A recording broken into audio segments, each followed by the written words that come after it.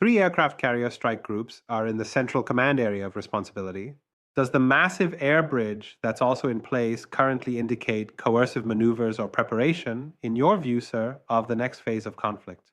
The force buildup that has been underway now for some time is effectively complete, and I think they are now postured to resume the war if they are ordered to do so. And at the moment, I see no evidence that we will not resume the attack against Iran. Your impression is that in case President Trump orders, the forces are now prepared to launch the next phase of offensive, and Iranian lawmaker Ibrahim Razai, he has hit out at Rahul Pindi or Islamabad, saying that two align to the interests of Washington, D.C. You in the past have described the Pakistan-mediated talks as fiction with no evidence of Iranian interest. Now, were these talks a hoax for the US to build up for the next round? I think that the talks were always designed to buy time, and in the hopes, I think, on one side that there would be some negotiation or some talks with the Iranians, and on the other, if there were no talks, that then we could attack.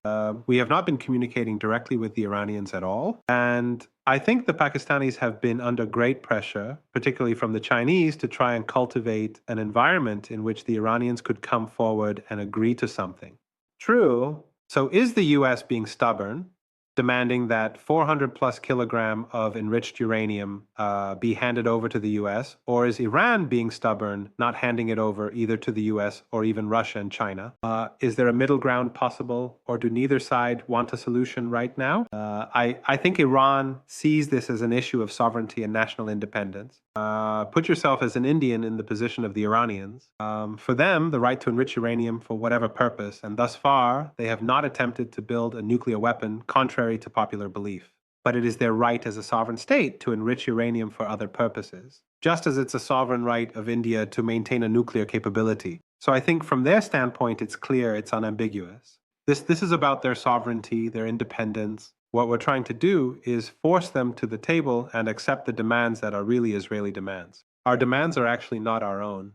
These are Israel's demands. We are there because of Israel. We are fighting because of Israel, and that's something that the Iranians don't completely understand, but they recognize that. And so, under the circumstances, I don't see these talks producing any results whatsoever. Okay.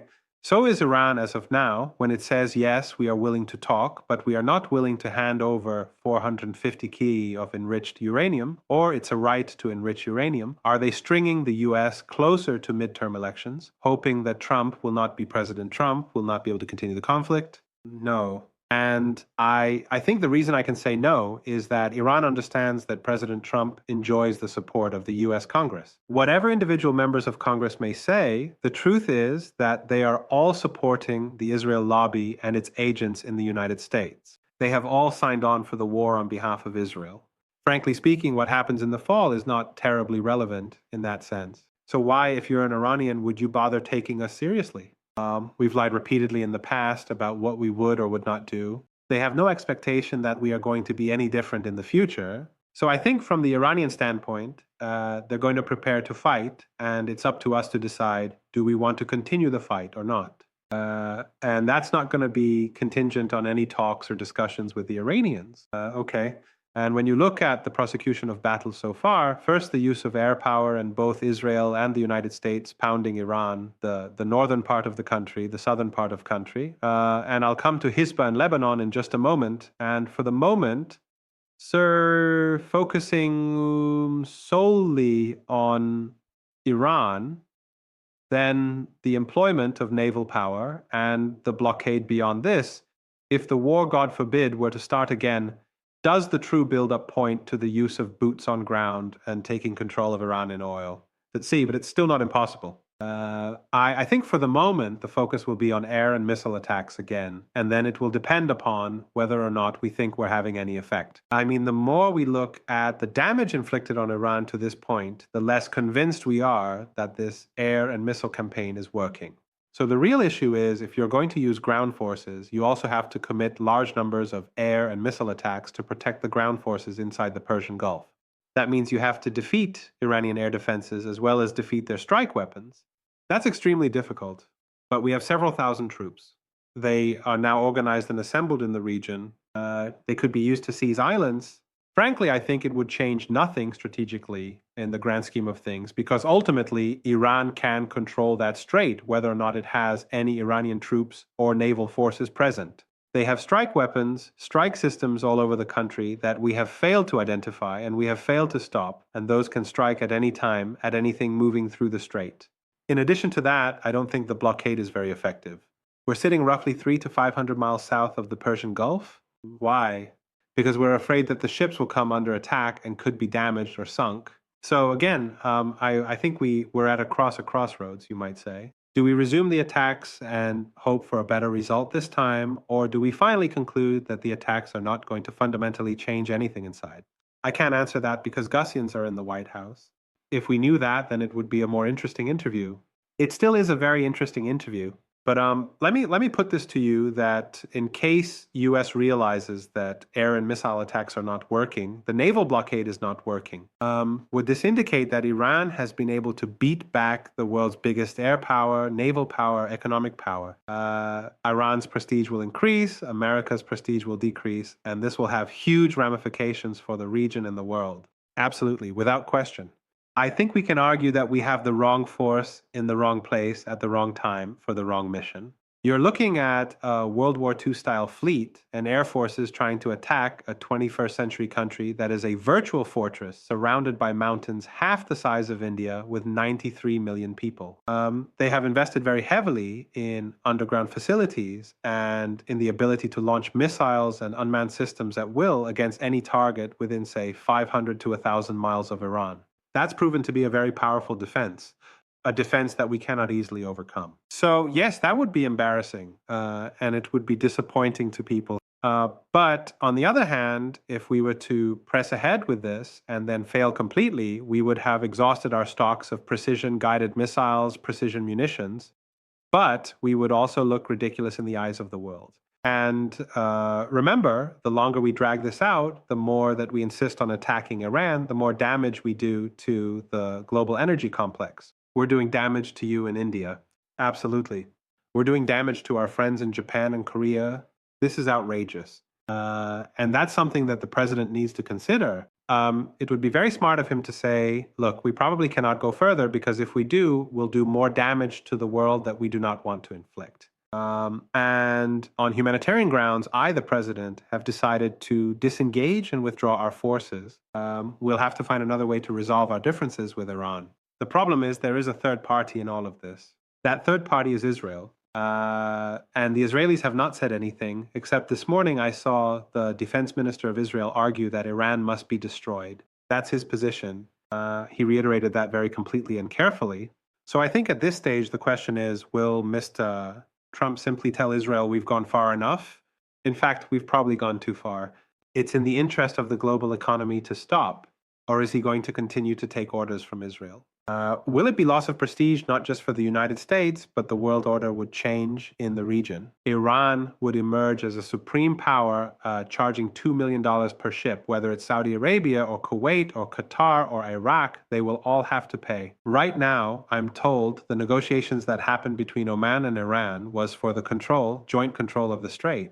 But either ways, the Gulf region would be subservient to Iran. Would it? Well, I think that's absolutely true, except that I would point out that this is a point in time where if we were to disengage, the world's great powers need to meet. They need to develop a convention similar to the Montreux Convention that was developed in 1926 for the Danelles for the Buceras. Turkey ended up, despite having lost the war in World War I, Turkey ended up responsible for that strait, and that made sense since the Turks had most of the coastline. Yes, Iran controls most of the coastline.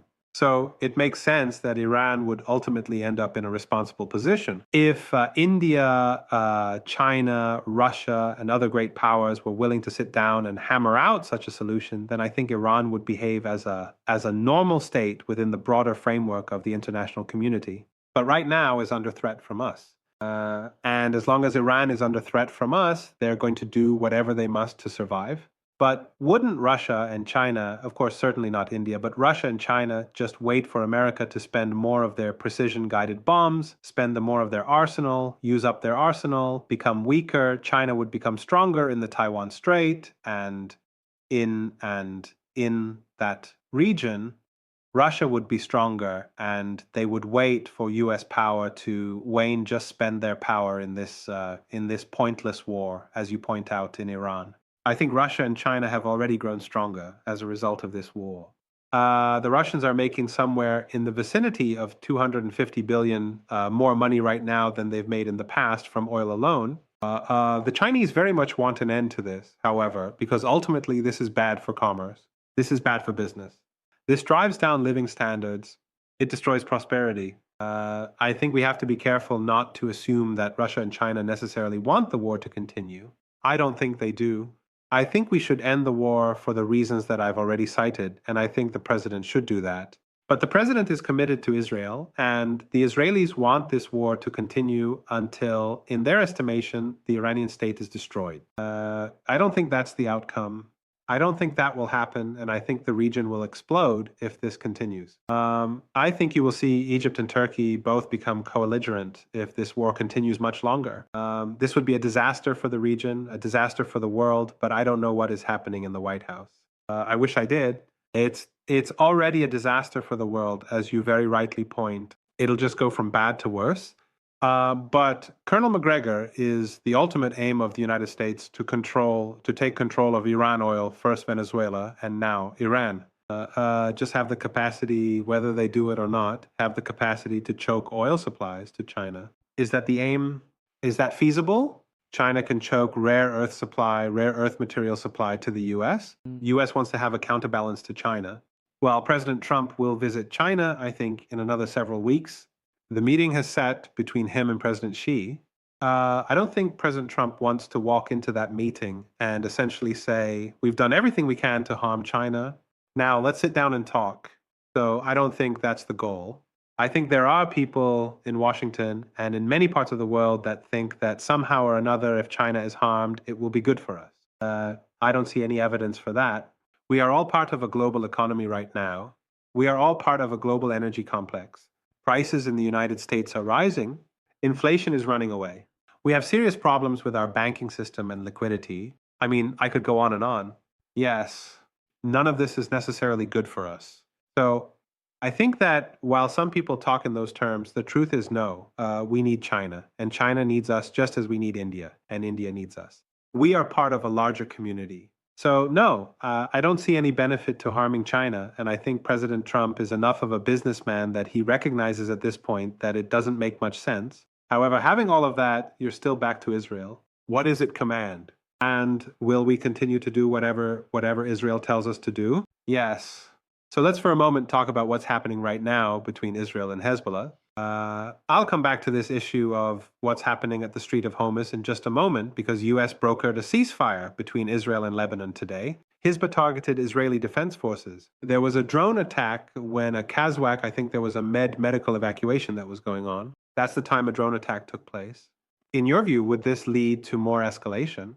Because apparently Israel has also issued some kind of a deadline for people even north of Latitani River to clear another 57 kilometers. Israel remains committed to the Greater Israel Project, which means that millions of people living in southern Lebanon on the West Bank inside Gaza are compelled to leave their homes or be killed. This is unacceptable. The world opposes this. The United Nations opposes this. Russia opposes it. China opposes it. We are the ones backing Israel in this unfortunate campaign. Israel has failed to destroy Hamas. Israel has failed to destroy Hezbollah. I think we need to come to terms with the reality that little Israel on its own cannot achieve any of these aims. They can only do what they do as long as we support them in this broader regional war of conquest for Israel. I just don't know that we can continue that much longer because it simply is not in our national strategic interest. But again, the president has the support of Congress to do that. And I don't think they realize yet how profoundly damaging all of this is to us, to our reputation, to our credibility, and ultimately to our economy. Colonel McGregor with the ceasefire scheduled to expire. There are reports, again, these are reports in the Western media that speak of preparations for a total war. What is your reading? One of this word, total war, and what could be the trigger that could lead to a US-Iran confrontation, direct confrontation, or military confrontation, and your view in coming days or weeks, or could it be stalled for months? Well, for Iran, and I would argue also for Israel, this is already total war, so nothing new in that. The question is, what do we do? Where do we fit in? And we're back to where we started. The president has to sit down and carefully consider all of the interests of the United States as well as our partners around the world in order to make a decision that makes sense from the standpoint of the global economy and the global energy complex. We are staring at 2 to 5 years of recovery for the damage that has already been done. We can go through that in detail if you want at some point, but I think it's pretty clear to any of the global analysts it'll take 2 to 5 years to recover. If we resume this war and we go in and continue to try and destroy Iran, Iran has promised to counterstrike, and those strikes will land on the west coast of the Persian Gulf and completely eliminate the remaining oil infrastructure in all of the Gulf states. That means it'll be 10 years or more, and perhaps maybe never, that we will see recovery in the Persian Gulf. Yes, Iran's threat, and it's a big threat. Iran says for every one oil well of Iran destroyed, they will destroy four in the region. And that's a huge threat from Iran's side, trying to prevent an escalation or sending out a very clear message. And so far as you know better, sir, in your military analysis, whatever Iran says, it has done that, and measure for measure, that can that be seen as escalation or just measure for measure in your view, sir? Absolutely, I think we can rely on the Iranians to do what they say. They've demonstrated that conclusively. And I go back to my hope that Prime Minister Modi will become more active in the process of bringing this war to a close. India is now a key component of the global economy and a great power. It needs to assert its influence regardless of its disputes with other countries. This is now about global economic health and survival. And I think that's where Prime Minister Modi needs to step in. And I think if he does, he's going to have a huge impact because his position is viewed as extremely important to the United States. This is why I keep saying all of these leaders need to make it clear to Donald Trump what is at stake and what they want him to do. And I think the answer is we want to solve this problem, but it has to be solved at the negotiating table. Military power will solve nothing. All military power can do is destroy more infrastructure and more lives. There's 67 million people right now living in the area surrounding the Persian Gulf on the west side. Millions of those people will have to leave. If they don't leave, they'll die because they will not have power. There will be no ability for them to survive and sustain themselves. They will not have food. They will not have water. We could go on and on. Is this what we want? Is this what we want? I don't think this is what the world wants. I don't think it's in our interest. So hopefully someone like Prime Minister Modi can make this very clear to President Trump that will help him make the right decision. But tell me this. So what is it that India can do which would be different from what Oman has already tried? And, okay, Pakistan may have been, as Iran says, as their lawmakers say, Pakistan may have been too close to the United States of America, or Pakistan, as many argue, may be more interested in promoting its image, whitewashing its own image of being a state sponsor of radical Islamist terror. But Oman went into these negotiations with a very clean hand. What is it that India can do which would be different from what Oman has already done? I think Prime Minister Modi is not really in the business of negotiating an end to this and mediating disputes. What I think Prime Minister Modi needs to say is that he represents 1.3, 1.4 billion people on the Indian subcontinent, and that his concern is preeminently not just for them, but for the global economy. And he has to make it clear to President Trump what the ramifications are of continuing this war, and make it clear that if this continues, India will not be a strategic partner for the United States. India is going to seek strategic cooperation elsewhere because it's a matter of life and death for India, as it is for China and Russia and Iran, Turkey, and many, many other countries. Europe, in particular, is suffering terribly as a result of this energy crisis. I just don't think that President Trump has fully grasped the extent of the disaster that this war has created for the rest of the world. We're too myopically focused on just Iran, and Iran is going to survive. I think that's clear. That's the point. We need to come to terms with that reality. I completely take your point there, sir. But should the United States proceed with further strikes or even continue to maintain the blockade? What would be the immediate impact, and what would be the strategic impact of this move for the region, for the oil markets, for alliances, and for the world? Sir, in the interest of the global economic community, in the interest of the global energy complex, the blockade that we've established should end and end immediately. We have an interest in moving energy from the Persian Gulf to the rest of the world. It's going to take us months to recover from the stoppage and to get millions and millions of barrels of oil back on the market, but more important, to ship them and all the petroleum products that are based on them. So I think he has to end that blockade as soon as possible. Whether or not he likes it doesn't make any difference. He's no longer dealing exclusively with the Iranian government. He's doing something that is in the interest of the global community. That's where he needs to focus at this point. So, step number one, end the blockade, suspend any further military action, and decide how you want to press forward. And I think the only way to press forward is at the negotiating table. And I think that President Trump, if he turns to others, will have plenty of help with that. Okay. And what is your reading of reports, though? These are claims by analysts that Iran is able to beat this blockade by sending its dark free tankers from the Iranian territorial waters to the Pakistani territorial waters, and Pakistan is playing all sides here. Of course, I mean, there's no doubt about it. But are we expected to police the world? I don't think so. And the other point is the Iranians are going to do whatever they need to do to survive. That's very clear. We shouldn't be surprised by any of that. What we should be interested in doing is returning to a status quo that is fair and just and profitable for everyone. President Trump talks about that frequently. He says we can all get rich together. Well, right now we're all getting poor together, and that needs to stop. And your reading of the current peace talks in Russia, the dialogue with Oman, the joint control of Strait of Hormuz that Iran is speaking of, Iran wants the U.S. out of West Asia region. Clearly, U.S. will not want this. Well, that's not necessarily the case. Remember that we've been there for a very long time. The real question is, why were we there? Well, we promised to protect the states in the Persian Gulf, not just from Iran, but from virtually any potential adversary. We've demonstrated very conclusively that we cannot do that. Technology has changed. Warfare has changed. We cannot shoot down thousands of incoming missiles. We cannot stop tens of thousands of unmanned aircraft. We don't have the capacity. It's time for us to admit that the world has changed. Secondly, we can't afford to have large numbers of troops forward in other people's countries, and putting them there simply puts them at risk unnecessarily. So I think the old world is past. The old world order is past.